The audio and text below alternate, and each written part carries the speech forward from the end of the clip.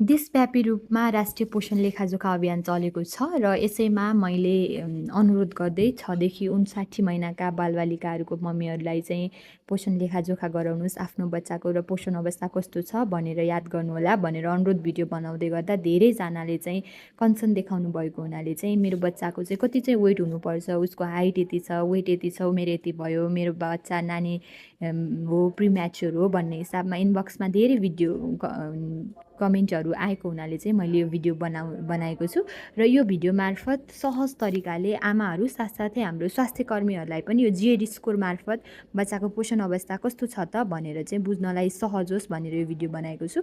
मुख्यतः हामीले चाहिँ 5 वर्षभन्दा मुनिको बच्चाहरूको चाहिँ पोषण अवस्था हेर्दै गर्दाखेरि उसको हाइट अनुसारको वेट, उसको उमेर अनुसारको तौल र उमेर अनुसारको हाइट कति छ त भनेर चाहिँ हेर्छौँ होइन। ख्याउटेपन, पुड्कोपन र कम तौल साथसाथै पाखुराको नाप पनि हेर्छौँ है।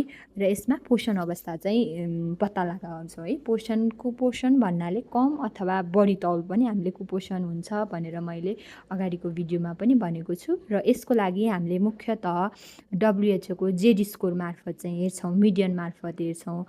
यसको लागि चाहिँ WHO ले 0 देखि 23 महिनासम्मको 2 वर्षसम्म बालबालिकाको लागि उचाइ लम्बाइको लागि चाहिँ चार्ट बनाएको छ र साथसाथै 23 देखि 59 महिनाका बालबालिकाको लागि चाहिँ छुट्टा स्कोर बोर्ड चाहिँ बनाएको छ। र यसको लागि सामान्य रूपमा हेर्नको लागि स्वास्थ्यकर्मी साथसाथै आमाहरूले पनि हेर्नको लागि र मेरो बच्चाको पोषण अवस्था कस्तो रहेछ त भनेर घरमै बसेर सजिलो तरिकाले बुझ्ने तरिकाले मैले यहाँ भनेको छु है। सर्वप्रथम त बच्चाको हजुरलाई चाहिँ हाइट सिएममा थाहा हुन जरुरी छ र उसको वेट थाहा हुन जरुरी छ है।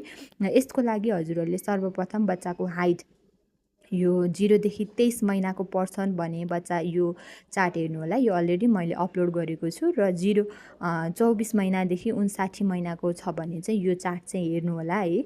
अब यसमा सर्वप्रथम हजुरहरूले चाहिँ बच्चाको हाइट कति छ त भनेर चाहिँ हेर्नु होला है। र यसको लागि बच्चाको हाइट हेर्नुभयो भने ल मानिलिउँ बच्चाको हाइट चाहिँ 60 सेम रहेछ र उसको वेट हेरौँ है। उसको वेट चाहिँ 5.5 केजी चाहिँ रहेछ भने चाहिँ त्यो बच्चाको चाहिँ अब हामी यो माथि हेर्छौँ, यो एसटी चाहिँ हेर्छौँ है। माथि बच्चाको पहिला हाइट हेरौँ सेन्टिमिटरमा कति छ, त्यसपछि बच्चाको तौल हेरौँ, तौल हेरेर चाहिँ माथि केमा पर्छ, यो कति एसटीमा पर्छ भनेर यहाँ माथि हेरौँ है।